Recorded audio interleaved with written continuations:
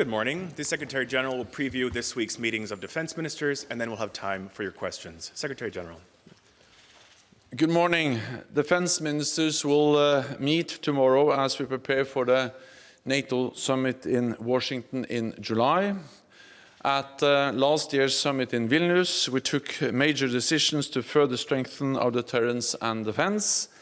Now we are putting these plans into action. This requires investing more, and we are making real progress. Today, I can announce our latest figures. Since the investment pledge was made in 2014, European allies and Canada have added more than $600 billion for defense. Last year, we saw an unprecedented rise of 11% across European allies and Canada.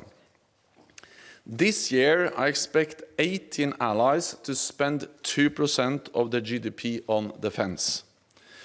That is another record number, and a six-fold increase from 2014, when only 3 allies met the target. In 2024, NATO allies in Europe will invest a combined total of $380 billion in defense. For the first time, this amounts to 2% of their combined GDP. So we are making real progress. European allies are spending more.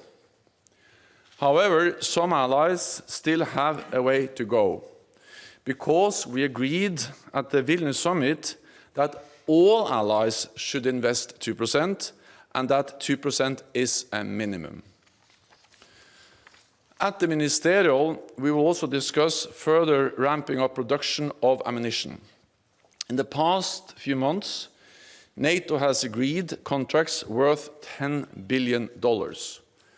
And just this week, Germany launched construction of a new ammunition factory in Lower Saxony. At full capacity, it will produce around 200,000 artillery shells per year. And we will also review progress in full resourcing our new defense plans. Right now, we are testing these plans through exercise Steadfast Defender, the largest NATO exercise in decades, with approximately 91,000 forces from all 31 allies and Sweden. This is a clear demonstration of our capabilities. We can never take peace for granted, but there is no imminent military threat against any NATO ally. NATO will continue to ensure that there is no room for miscalculation in Moscow about our readiness and resolve to protect all allies. This week, we will also hold a meeting of the NATO-Ukraine Council and a virtual meeting of the US-led Ukraine Defense Contact Group. Both of these meetings will focus on our support. We continue to help Ukraine move closer to NATO standards on everything from procurement to logistics.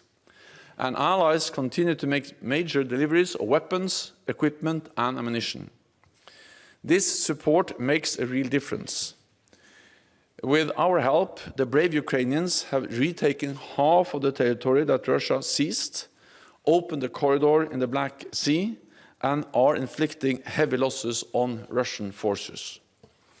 NATO's support is an example of true transatlantic burden sharing. I welcome the recent decision by the European Union on a major new package of aid, and I count on the US Congress to follow soon.